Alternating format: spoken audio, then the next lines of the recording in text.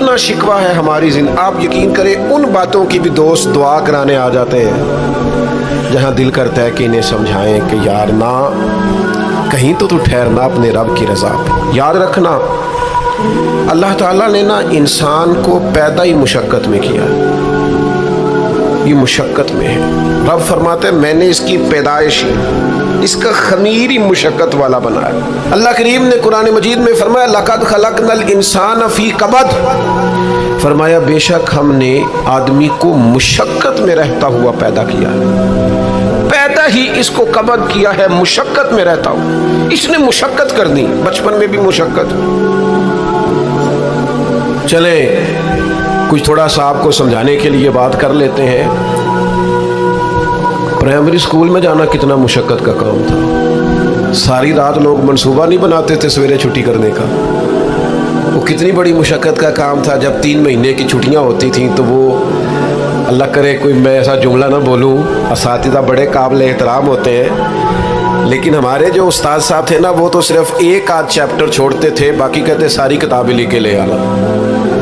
تو وہ جب وہ سبق دے رہے ہوتے تھے مشقت کا تو بندہ سوچتا تھا کہ چھٹیاں آرام کرنے ملی ہیں ثانیہ، یہ والی مصیبت کرنے کو ملی تھی، جہاں چھٹیوں پہ رہے ہوتے تھے مشقت بڑھ جاتی تھی۔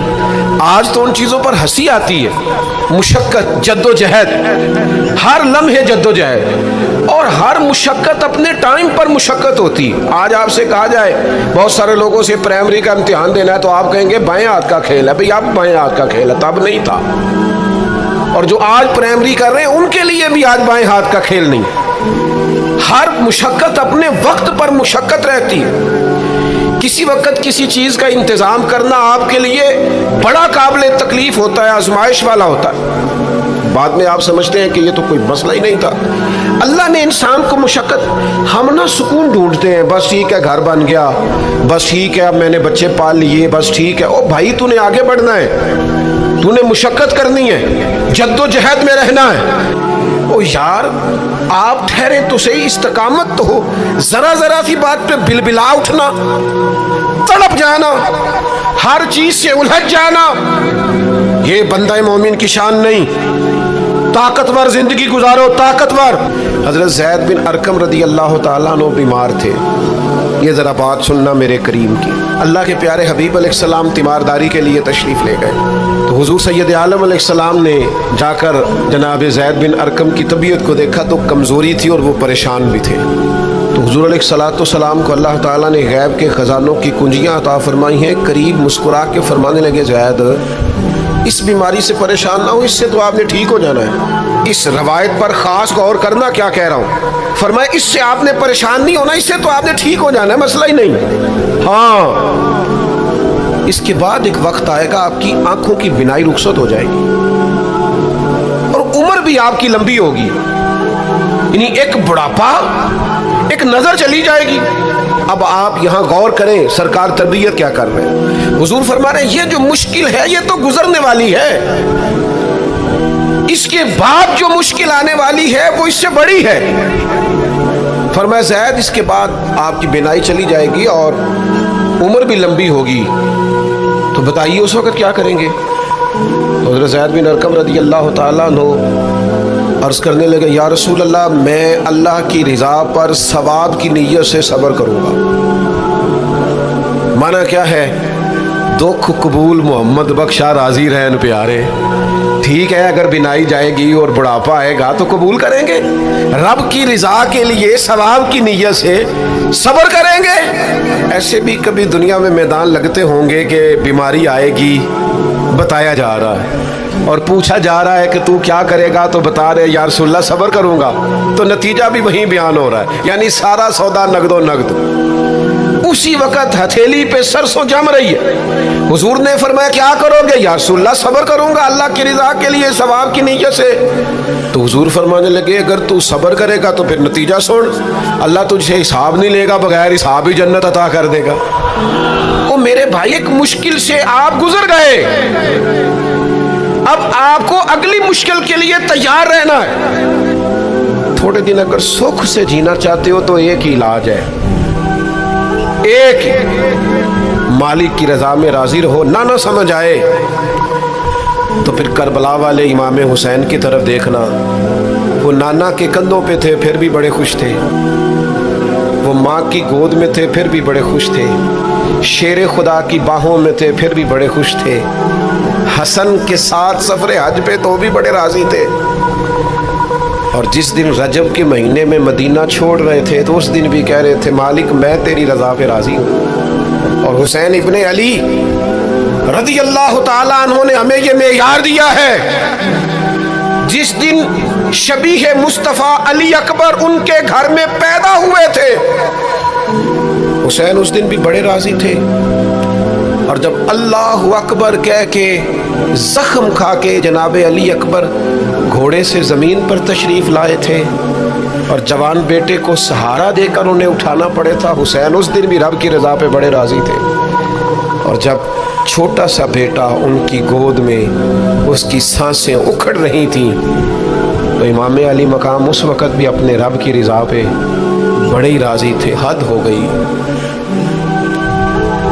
जिस गले को महबूब चूमते थे उस वक़्त भी हुसैन राजी थे। और जब उसी गले पे खंजर चल रहे थे तो इमाम अली मकाम ने ये नहीं कहा कि मालिक मेरा इतना इम्तिहान, आखिर मेरे मसले कब हल होंगे, मेरी मुश्किलात कब हल होंगी, आखिर किस वक़्त, ये नहीं फरमाया, बल्कि ये सारा कुछ सह के दोनों हाथ ज़मीन पे बिछा के सजदा शुक्र अदा करके कहा मालिक जहाँ तू रखे हुसैन वहाँ राजी है। याद रखें, अगर आज जवानी है तो बुढ़ापा आएगा, आज अगर सेहत बिल्कुल ठीक है तो आहिस्ता आहिस्ता खुदा न खास्ता कबा और असाब कमज़ोर होने लगते। हमें ना ज़हनी तौर पर तैयार रहना है। लोग कहते हैं जनाब पता नहीं मैं बड़ा परेशान हूँ, एक मुश्किल ख़त्म होती है दूसरी शुरू हो जाती है। मैंने कहा ये मुश्किल नहीं, यही तो मज़ा है ज़िंदगी का। अल्लाह कहता है मैंने तुझे मुशक्क़त में पैदा किया है और तू कहता है कि आसानी हो जाए। अब ये तो नहीं ना होगा, जिसने जैसा पैदा किया है बात तो उस कादर मुतलक की चलेगी, तेरी नहीं चलेगी जब उसने पैदा ही मुशक्क़त में किया है। आप इस बात को याद रखें और इसको अच्छी तरह समझ लें कि आप जब तक मिजाज मुशक्क़त का नहीं बनाते, एक के बाद दूसरी, दूसरी के बाद तीसरी, तीसरी के बाद चौथी मुशक्क़तें राह देख रही हैं। और जो मुशक्क़तों के आदी नहीं वो फिर पिछली सफ़ों में है, जो मुशक्क़तों के आदी नहीं वो फिर किसी सूरत भी ना नाम बना सकते हैं ना काम कर सकते हैं। जिसको आराम करना है, जिसको सुकून से सोना है, वो मंजिल नहीं पा सकता। आपको आगे बढ़ना है, आपको जद्दोजहद करनी है, आपको कोशिश करनी है, आपको बाहिम्मत रहना है। हज़रत उमर से किसी ने कहा था कि मैं आपसे मिलना तो चाहता था पर दोपहर का टाइम था, मैं आया नहीं, कहीं आप सो ना रहे हो। तो जनाब उमर रो पड़े, फरमाने लगे सोया करता था कभी, जब से अबू बकर ये चाबियां मेरे हाथ में दे गए हैं ना तो दिन की बात करता है, मैं रात को नहीं सो पाता, उठ उठ के हुजूर की उम्मत की खबरगिरी करता हूँ। रात जगह मेरा नसीब बन गए हैं, आंखों की नींद रुखसत हो गई है, लहजों में आराम निकल गया है। और भाई जब आपको जद्दोजहद करनी है, जब आपको आगे बढ़ना है, ज़हन बनाओ यार, तबीयत बनाओ, आगे बढ़ना है, मुशक्क़त करनी है, नींद थोड़ी कम लेनी है, ज़ुबान के जायके मज़े के खाने थोड़े कम करने। हमने अपनी मर्जी से वो लेटे हैं, वो आराम कर रहे हैं, इससे थोड़ा उठ कर सोचना। इमाम अली मकाम का पैगाम ये है कि तू बड़ा तब बनेगा जब तेरी ज़िंदगी मेहनत वाली, कोशिश वाली, जद्दोजहद वाली होगी। और फिर उसके बाद क्या करना है, एक कोशिश करनी है। उसके बाद अगला काम ये है कि जहाँ रब रखे ना वहाँ रहना भी है, उसकी रज़ा पे। जब आप मुसलमान होते हैं ना, कलमा पढ़ते हैं तो हम ऐलान करते हैं आज के बाद फ़ैसले मेरे नहीं चलेंगे, फ़ैसले अल्लाह के चलेंगे। लेकिन परेशानी पता कब होती है, जब हम फैसला अपनी मर्जी का मांगते हैं। ओ भाई जब तू मालिक का गुलाम है, बंदा है, तो फिर दुख किस चीज़ का नाम है। किसी दरवेश ने कहा था दुख किस चीज़ का नाम है कि अल्लाह की मर्जी और है और तेरा इरादा और है। तू कहता है बात उस तरह बने जिस तरह मैं चाहता हूँ, रब कहता है नहीं मैंने फैसला कर लिया है। फिर तू दुखी होता है। सुखी वाला कौन होता है, जो रब कर दे वो कहे बिल्कुल ठीक है। وہ کہے بالکل. اور قرآن مجید نے اسے بیان کیا رضی اللہ عنہم ورضوا عنہ. یہ کربلا کا دوسرا پہلو. ایک پہلو مشقت جدوجہد، ایک پہلو یہ کہ رضی اللہ عنہم ورضوا عنہ. اللہ کہتا ہے میرے بندوں کی شان یہ ہے کہ اللہ ان سے راضی ہے اور وہ اللہ سے راضی ہے. اللہ ان سے راضی ہے اور وہ بھی راضی ہے اللہ سے. اللہ نے جہاں رکھا ہے وہ اللہ سے. ایک پہلو یہ ہے کہ اللہ راضی ہو جائے، ایک پہلو یہ ہے کہ بندہ راضی ہو جائے. رب فرماتا ہے ذالک الفوز العظیم. وہ اللہ سے راضی، اللہ ان سے راضی. یہ بہت بڑی کامیابی ہے. امام محمد غزالی رحمۃ اللہ علیہ سے کسی نے کہا تھا زیادہ مشکل کیا ہے، اللہ کا راضی ہونا کہ بندے کا؟ تو امام صاحب فرمانے لگے رب تو مہربان ہی بڑا ہے، بڑی جلدی راضی ہو جاتا ہے. دو صرف آنسو بہائے سچی توبہ کے مالک راضی ہے. کسی غریب کی مدد کر دے اخلاص سے اللہ راضی ہے. اللہ تو جلدی راضی ہو جاتا ہے. مشکل یہ ہے کہ بندہ نہیں راضی ہوتا. یہ اس نے ہر روز ایک نئی امید لگائی ہوئی ہے، ہر روز اس کا نیا رنگ ہے. یہ راضی نہیں ہوتا. حضرت موسیٰ علیہ السلام نے اللہ کی بارگاہ میں عرض کی مالک میری قوم یہ عرض کرتی ہے کہ تو بتا تو ہم سے کیسے راضی ہوگا. حضرت موسیٰ اپنی قوم کی عرض لے کر مالک کی بارگاہ میں کوہ طور پہ حاضر ہے. او یارو اسے دل کی تختی پہ لکھ لینا. عرض کی مالک میری قوم کہتی ہے رب کریم کے حضور عرض کریں کہ ہمیں بتائے ہمارا رب ہم سے کیسے راضی ہوگا.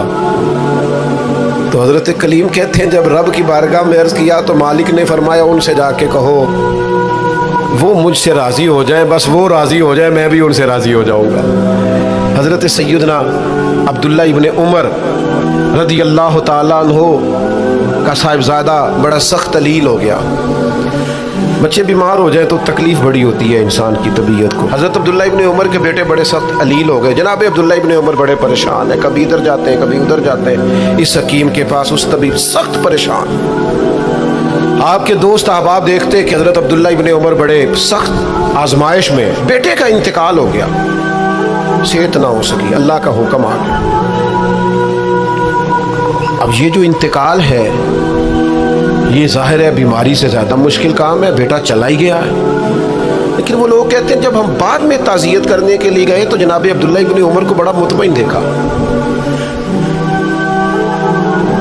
تو ہم نے عرض کی کہ حضور اس وقت وہ صرف بیمار تھا تو آپ زیادہ تسلی میں نہیں تھے اور اب آپ بڑے تسلی میں محسوس ہوتے ہیں. وجہ؟ تو فرمانے لگے جب تک میری ذمہ داری تھا نا میں پریشان تھا، اب خدا کے کرم اور رحمت کی جگہ پہ چلا گیا، اللہ کا فیصلہ آ گیا ہے اور میں سمجھا ہوں کہ میرا رب اسے اپنی بارگاہ میں بلانا چاہتا ہے، لہٰذا میں پورے طور پر مطمئن. اب میں اللہ کی رضا پہ پوری طور پر راضی ہوں. میرے عزیز جب تک یہ رضا حاصل نہیں، کیا لطیف انداز ہے. وہ ہمارے ایک بڑے زبردست رائٹر تھے صاحبزادہ خورشید احمد گیلانی مرحوم. ان کا ایک مضمون چھپا ایک دفعہ امت کا پہلا صوفی. تو وہ ٹائٹل دیکھ کر مجھے بڑی تجسس ہوا کہ کس کو، چونکہ ہم صوفیاء کی جماعت ہے، کس بزرگ کا تذکرہ کیا انہوں نے، امت کا سب سے پہلا صوفی. تو جب مضمون کھولا تو امت کا سب سے پہلا صوفی انہوں نے جناب صدیق اکبر کو قرار دیا. فرمایا یہ پہلے درویش ہے اس امت کے، حضرت ابو بکر صدیق. حضرت ابو بکر صدیق علیل ہو گئے، بیمار ہو گئے. تو یہ دیکھیے ذرا ان کا انداز تصوف. یار دوست پتہ لینے گئے تو ایک روٹین ہوتی ہے نا، جب لوگ تیمارداری کرنے جاتے ہیں تو کہتے ہیں کسی ڈاکٹر کو دکھایا ہے. سب لوگ آپ کے گرد بیٹھے ہیں تو کہنے لگے ابو بکر طبیب کو دکھایا ہے؟ فرمانے لگے ہاں طبیب دیکھ گیا ہے اور طبیب دیکھتا رہتا ہے. تو کہا پھر طبیب نے کیا کہا ہے؟ کہنے لگے طبیب نے کہا فعال لما یرید. طبیب نے کہا ہے بھائی جو میں چاہتا ہوں نا وہ میں کر دیا کرتا ہوں، جو میرا ارادہ ہوتا ہے پھر وہ میں کر دیتا ہوں. وہ طبیب مجھے کہہ گیا ہے، لہذا جو اس کا ارادہ ہونا ہے اس نے. اب وہ جو ارد گرد بیٹھے تھے وہ بھی تو صحابہ تھے نا، اس باریک بات کو فوراً سمجھ گئے. کہنے لگے اللہ تجھے جزا عطا کرے. یار دیکھو چھوٹی بات نہیں. حضرت انس بن مالک کہتے ہیں 10 سال میں نے نبی پاک کے گھر میں نوکری کی ہے. 10 سال. 1 سال کے بعد لوگ اکتا جاتے ہیں، سارا پتہ چل جاتا ہے. اس کے بعد وہ چاہتے نہیں رہتی، بندہ پرانا ہو جاتا ہے. इकराम एहतराम इल्ला माशाअल्लाह वो नहीं रहता। फरमाते 10 साल हुजूर के घर में नौकरी की, पूरे 10 साल एक दफ़ा भी रसूल पाक ने उफ नहीं कहा। फरमाते ऐसा नहीं कि कभी कोई ऐसी बात नहीं हुई जिससे हुजूर नाराज़ हो। कई दफ़ा ऐसे मौके आए, हुजूर ने किसी काम से भेजा, मैं जाके बच्चों के साथ खेलने लगा, महबूब आए, मैं डर गया, लेकिन हुजूर ने कुछ भी नहीं कहा, मुस्कुरा के फरमाया तुम्हें काम भेजा था, करके क्यों नहीं आए। एक तो ये कि मुशक्क़त करनी है, दूसरा अल्लाह की रज़ा पे राज़ी रहे, और तीसरी बात ये सोचें कभी ज़ाती किस्म की नहीं बनानी, सोचें मिली किस्म की, कौमी आफाकी सोचें। इतने दोस्त हमारी खानकाह से वाबस्ता हैं, यहाँ किसी आस्थाने से वाबस्ता है, कुछ हमारे पास मदरसे में पढ़ते हैं, कहीं भी आप पढ़ते हैं। आपकी सोचें जब तक मिली और कौमी नहीं होती, आप बहुत ज्यादा भी बासलाहियत हैं तो आप कोई किरदार नहीं अदा कर सकते। आपको अल्लाह ने जो सलाहियत दी है वो दीन के लिए खर्च करें। कोई भी सलाहियत है आपकी, अजीज वसीउल ज़र्फ़ी वसीउल मशरब, आप अपनी सलाहियत से कौमी फायदा करें। आप क्या मतलब मिली बातें, छोटी बातें, छोटा सा ज़हन, छोटी सी बात, आप वसी बात करें। इमाम बुखारी लिख गए, एक मखसूस फिक़्ह के मुक़ल्लिद थे इमाम साहब, लेकिन इन्होंने बुखारी में ये रंग नहीं इख्तियार किया कि जो किसी और मसलक पर चीज़ें दलाइल करती हैं, फ़िक़्ह के मसलक की बात कर, किसी और मशरब पर तो मैंने लेनी नहीं। उन्होंने काम किए तो कौमी सतह के लिए, छोटे छोटे ज़हन, छोटी छोटी बातें। हमारा ही मदरसा नहीं, दुनिया में मदरसे, हमारी खानका नहीं, दुनिया में खानकाएं। हम अगर एक दूसरे से लोगों को तोड़ने लगेंगे तो मिली काम नहीं होगा।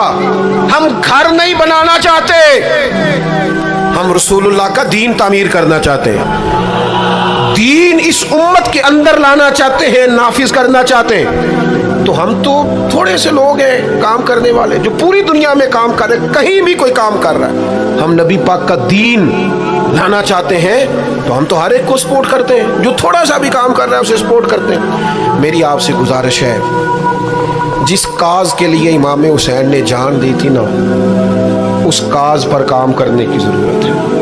अब क्या करने की ज़रूरत है? अब वो पैगाम जो इमाम अली मकाम का पैगाम है, दीन के लिए काम करें, बेहयाई के खिलाफ, उरियानी के खिलाफ, बेदीन कुव्वतों के खिलाफ। लोगों को सुकून मिलेगा, उन्हें कायल करें कि सुकून तुम्हें नमाज में मिलेगा, इबादत में मिलेगा, दयानतदारी में सुकून है, कनात में सुकून है, इज्जत नफ्स और खुददारी में जो तुम्हारे लिए अल्लाह ने रखा है उसमें सुकून है। लूट के खाओगे तो सुकून नहीं मिलेगा। मेरे भाई, इस सारे पैगाम को आम करने की ज़रूरत है, फैल जाएं दुनिया में।